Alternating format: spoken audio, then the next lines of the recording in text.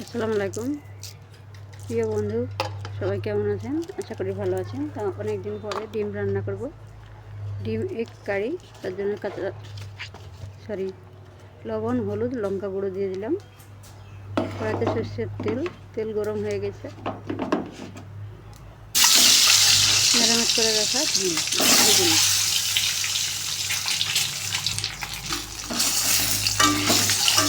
ডিম লাল করে ভাজতে হবে। মাংস মাছ অনেক কিছু খাওয়া হলো, আজকে রান্না করবো ডিম এগ কারি। এগুলো খেতেও ভালো লাগে। আপনারা আলু ব্যবহার করতে পারেন, আমি কিন্তু আলু দিইনি। কাঁচা লঙ্কা, পেঁয়াজ, তেজপাতা দিয়ে দিলাম একসঙ্গে।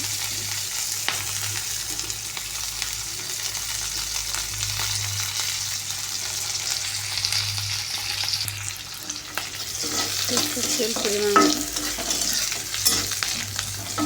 তেলটা বেশ ভালো করে বাদামি কালার করে নিতে হবে।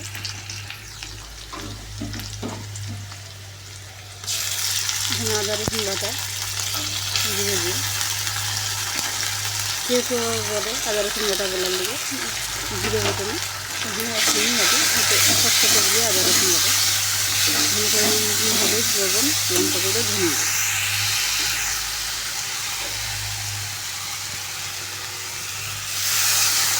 সামান্য একটু পানি দিয়ে দিলাম। মশলাটা ভালো করে কষাতে থাকবে।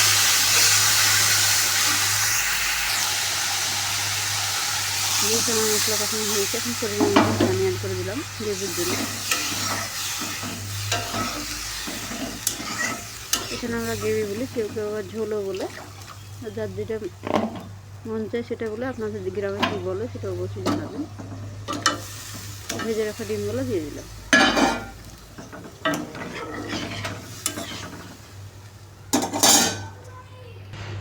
ডিমগুলো দিতে গিয়ে ঝোলটা আবার হাতে পড়েছে ছিটকে।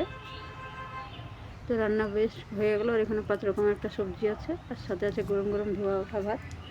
কার কার ভালো লাগলে অবশ্যই ভিডিওটা কমেন্ট করে জানাবেন কমেন্ট বক্সে। ভালো থাকবেন, সুস্থ থাকবেন, আল্লাহ হাফেজ।